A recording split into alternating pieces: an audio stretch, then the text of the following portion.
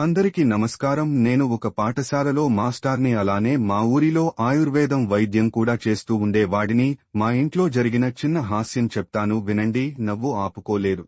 లక్ష్మి, ఏమైంది అలా ఉన్నావు అని నేను అడిగాను. అప్పుడు తను కడుపు నొప్పిగా ఉంది అని చెప్పింది.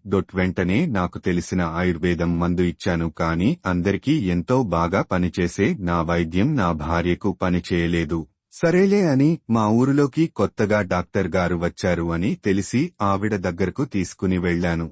ఆవిడ వివరం మొత్తం తెలుసుకుని కొంతసేపు ఉండమని చెప్పి మళ్లీ మా దగ్గరకు వచ్చి ఒక మందు ఇచ్చింది. అది వేసుకున్నాక నా భార్యకు కొంతసేపటిలోనే తగ్గిపోయి ఎంతో ఆనందంగా ఉంది. అది చూసి ఆవిడకు ఉత్తరం రాశాను. ఆ ఉత్తరంలో ఆవిడ చేసిన వైద్యం బాగా పనిచేయడం వల్ల నా భార్య సంతోషంగా ఉంది అని చెప్పి ధన్యవాదములు రాసి పంపించాను. నేను రాసిన ఉత్తరం చదువుకుని డాక్టర్ అమ్మాయి ఎంతో నవ్వుకుని నాకు తిరిగి ఉత్తరం రాసింది. ఆ ఉత్తరంలో ఆవిడ ఏం చెప్పింది అంటే, వేరే పేషెంట్ని చూసేటప్పుడు అక్కడ పనిచేసే ఒక అతని చేత నేను ఇచ్చే మందును తెప్పించి అదే మందు నా భార్యకు ఇచ్చింది అని చెప్పి. మందు పనిచేయకపోవడం కాదండి, ఆవిడకి మీ మీద నమ్మకం లేక తగ్గలేదు అని చెప్పింది.